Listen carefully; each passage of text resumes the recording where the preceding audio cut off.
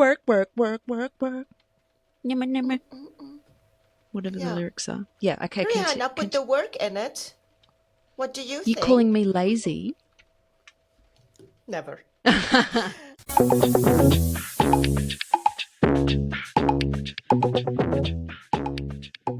Welcome to the Rosie and Roula show. Marhaba. G'day. What do you think of the one-upper? Do you know what I mean? Like the person who's up themselves and always just has to be more important than you. You say something and they're like, oh, blah, blah, blah, blah, blah, and tell their story. Those people. Exactly. The one-upper. I'm going to call them the one-upperer. One-upperer. Let's go. Oh, it is so frustrating because it feels like they're not listening. That's what it feels like when it happens.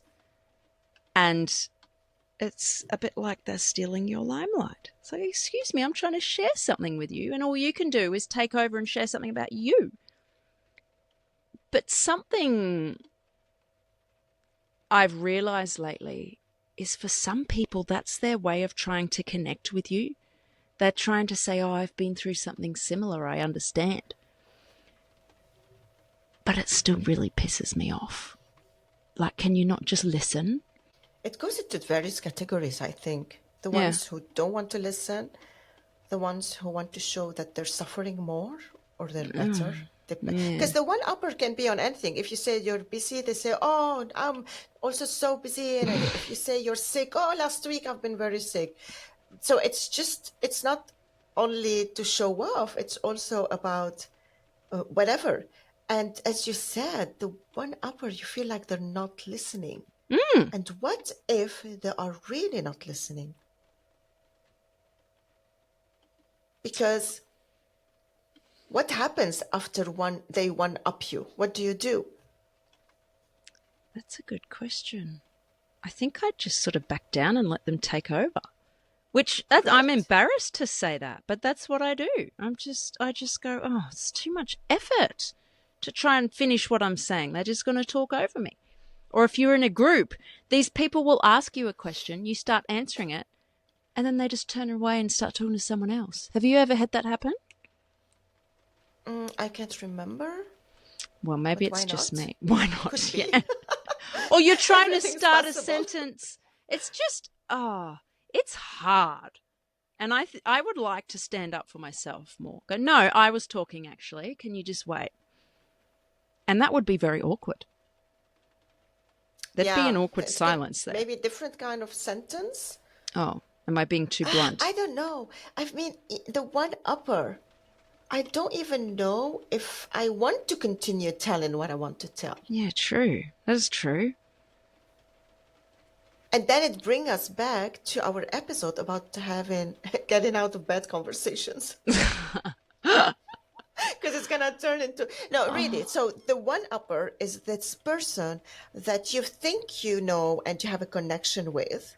And as oblivious as we are, we mostly also know if we tell them something, they will one-up it. So the best... Like, how can we control ourselves not to tell them anything? But isn't that ridiculous? Why are we spending time with people that we don't want to share anything with? I guess sometimes you don't have a choice, right? It could be in a situation, like work. But also, one-upper can be in an argument. Yeah, this is true. Yeah. Like you said something that... You said something and you describe it and it hurts me. And then one-upper is when that person, but you said that and that hurt me. And it's like, it's going nowhere. In circles. Or they might bring up something from years ago that you did and throw it into the mix. That happens too. And it is one-upping. Your feelings. Yeah. It's one-upping, but it's also very dismissive and hurtful because it feels like, did you just hear what I said? That's vulnerable to tell someone that actually really hurt my feelings. And instead of going, oh, that wasn't my intention, I'm sorry you felt that way, or whatever you say, instead of listening and hearing it, you go, yeah, well, you hurt my feelings and I didn't mean to do that. It's about them. So yeah, it is a one-upper. And it's the same with the one-upper that you tell them something and they one-up you. Let's say something, there are people one-upping you in the most ridiculous thing. So if you say, I went to the grocery shop and I got this wonderful potatoes. And the one-upper will tell you, oh, no, no, no, no. I went to this specialized vegetable store and I got the most wonderful potatoes you can ever cook. I was You actually know? reflecting on this today. I wasn't thinking of it as a one-upper, but as a podcast host, on my podcast, interviewing people, I'll often share my experiences as well. And I was doing an interview today and it just hit me. I'm like, am I making this all about me? I just had this moment of, whoa, my God. That's never my intention. But I often share stories and experiences to build connection with the guest. But I really stopped and went, how does this come across? Like I'd never thought of that before. I like to think I'm a good communicator and a good listener. But today I just paused and went, am I? A good communicator, I think personally, and this is also what I'm learning from my podcast, but also from my daily life, is being curious and asking questions on what the other is telling. Yeah. And not telling our story to compare or to express. And our podcast is very, it's a, how can I say? It's a thin line because you want also to show yourself and your experience and relate. Yeah. But maybe this is where the solo episodes are best. Or if you are sharing your experience that you think it relates to what the guest is speaking, and I'm not talking about podcasts, this we can have in a regular conversation. The most important part is that we wrap it with a curious question that brings us back to what the other is saying. I agree. And I think this is what you do on your podcast. That's what I try to do. I really just had this moment today. It felt like an existential crisis. I was like, oh my God, am I a bad podcast host? I was rather tired this morning. That's all the van all the van dramas. We will have a chance to tell our stories when we all practice curiosity and asking questions. Because if you have all this curiosity and asking questions for the other to tell you, instead of one-upping them to ask more about what they're telling you, they will also learn and reflect, because we reflect behavior. Yeah. Maybe they won't do it right away. Maybe they won't do it when you need it.